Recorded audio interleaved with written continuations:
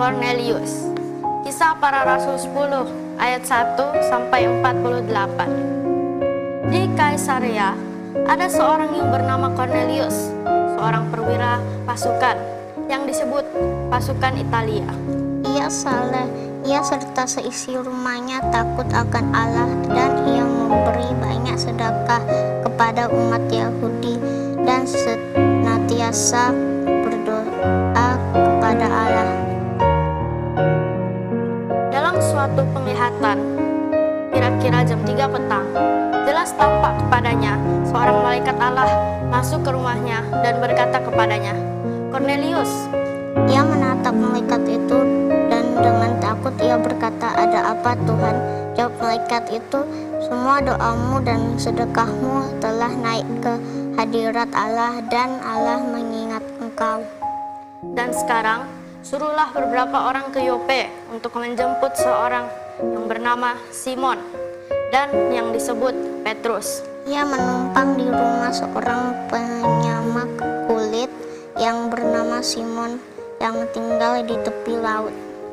Setelah malaikat yang berbicara kepadanya itu meninggalkan dia, dipanggilnya 2 orang hambanya beserta seorang prajurit yang saleh dari orang-orang yang selalu bersama-sama dengan dia. Dan sesudah ia menjelaskan segala sesuatu kepada mereka, ia menyuruh mereka ke Yope. Keesokan harinya, ketika ketiga orang itu berada dalam perjalanan dan sudah dekat kota Yope, kira-kira pukul 12 tengah hari, naiklah Petrus ke atas rumah untuk berdoa. Ia merasa lapar dan ingin makan, tetapi sementara makanan disediakan, tiba-tiba rohnya diputi kuasa ilahi. Tampak olehnya langit terbuka dan turunlah suatu benda berbentuk kain lebar yang bergantung kepada keempat sudutnya, yang diturunkan ke tanah.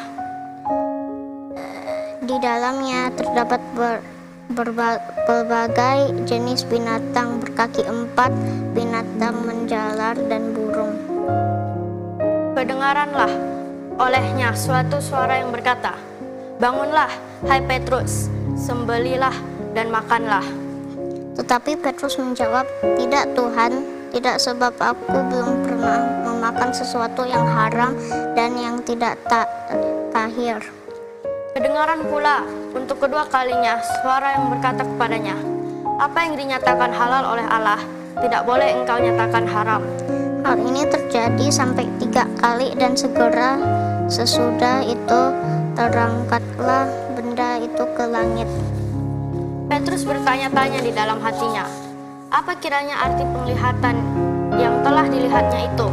Sementara itu, telah sampai di muka pintu orang-orang yang disuruh oleh Cornelius dan yang berusaha mengetahui di mana rumah Petrus.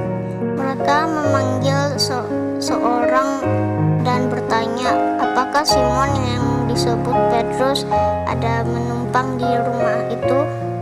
Dan ketika Petrus sedang berpikir tentang penglihatan itu, berkatalah roh, "Ada 3 orang mencari engkau. Bangunlah, turunlah ke bawah dan berangkatlah bersama-sama dengan mereka. Jangan bimbang, sebab aku yang menyuruh mereka kemari." Lalu turunlah Petrus ke bawah dan berkata kepada orang-orang itu, "Akulah yang kamu cari. Apakah maksud kedatangan kamu?" Jawab mereka, "Cornelius, seorang perwira yang tulus hati dan takut akan Allah dan yang terkenal baik di antara seluruh bangsa Yahudi, telah menerima kenyataan Allah dengan perantara seorang malaikat kudus supaya ia mengundang engkau ke rumahnya dan mendengar apa yang akan kau katakan." Ia mempersilahkan mereka untuk bermalam di situ. Keesokan harinya, ia bangun dan berangkat bersama-sama dengan mereka, dan beberapa saudara dari Yope menyertai dia. Dan pada hari berikutnya sampailah mereka di Kaisarea. Cornelius sedang menantikan mereka, dan ia telah memanggil sanak saudaranya dan sahabat-sahabatnya berkumpul.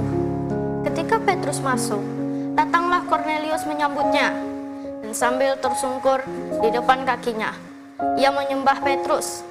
Tetapi Petrus mengangkat dia, katanya, "Bangunlah, aku hanya manusia saja." Dan sambil bercakap-cakap dengan dia, ia masuk dan mendapati banyak orang sedang berkumpul. Ia berkata kepada mereka, "Kamu tahu betapa kerasnya larangan bagi seorang Yahudi untuk bergaul dengan orang-orang yang bukan Yahudi atau masuk ke rumah mereka. Tetapi Allah telah menunjukkan kepadaku bahwa aku tidak boleh menyambut orang najis atau tidak tahir. Itulah sebabnya aku tidak berkeberatan ketika aku dipanggil, lalu datang kemari. Sekarang aku ingin tahu, apa sebabnya kamu memanggil aku?" Jawab Kornelius, "4 hari yang lalu, kira-kira pada waktu yang sama seperti sekarang, yaitu jam 3 petang, aku sedang berdoa di rumah. Tiba-tiba ada seorang berdiri di depanku, pakaiannya berkilau-kilauan. Dan ia berkata, "Kornelius, doamu telah didengarkan Allah, dan sedekahmu telah diingatkan di hadapannya. Suruhlah orang ke Yope untuk menjemput Simon yang disebut Petrus. Ia sedang menumpang di rumah Simon, seorang penyamak kulit yang tinggal di tepi laut. Karena itu, segera kusuruh orang kepadamu, dan dengan senang hati engkau telah datang. Sekarang kami semua sudah hadir di sini di hadapan Allah untuk mendengarkan apa yang ditugaskan Allah kepadamu." Lalu mulailah Petrus berbicara, katanya, "Sesungguhnya aku telah mengerti bahwa Allah tidak membedakan orang. Setiap orang dari bangsa manapun yang takut akan Dia dan yang mengamalkan kebenaran berkenan kepadanya." Itulah firman yang ia suruh sampaikan kepada orang-orang Israel, yaitu firman yang memberitakan damai sejahtera oleh Yesus Kristus yang adalah Tuhan dari semua orang. Kamu tahu tentang segala sesuatu yang terjadi di seluruh tanah Yudea, mulai dari Galilea, sesudah baptisan yang diberitakan oleh Yohanes, yaitu tentang Yesus dari Nazaret, bagaimana Allah menyurapi Dia dengan Roh Kudus dan kuat kuasa, Dia yang berjalan berkeliling sambil berbuat baik dan menyembuhkan semua orang yang disukai iblis, sebab Allah menyertai Dia. dan kami adalah saksi dari segala sesuatu yang diperbuatnya di tanah Yudea maupun di Yerusalem. Dan mereka telah membunuh Dia dan menggantung Dia pada kayu salib.